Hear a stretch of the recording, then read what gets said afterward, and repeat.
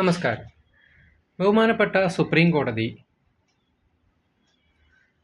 2025 May 30 Kamala Nehru memorial trust and another versus UP state industrial development corporation limited and others എന്ന civil appeal പരിഗണിക്കവേ ഒരു legal നോട്ടീസിൻ്റെ പ്രധാന ingredients എന്തൊക്കെയാണ് എന്ന് അക്കമിട്ട് പറയുകയുണ്ടായി.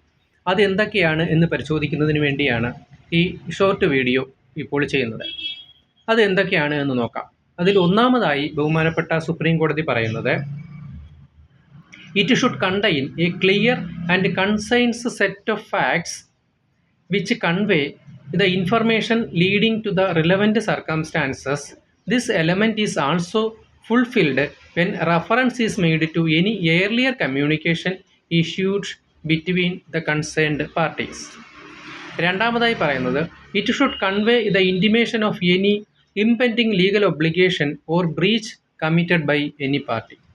മൂന്നാമതായി പറയുന്നു, it should convey the intention of the party issuing the communication to hold the other party liable to appropriate legal action or charge.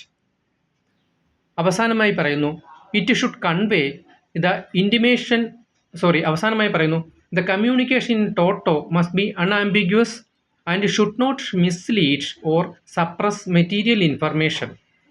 If issued under a statute, it must comply with the relevant requirements prescribed therein as well. Thank you.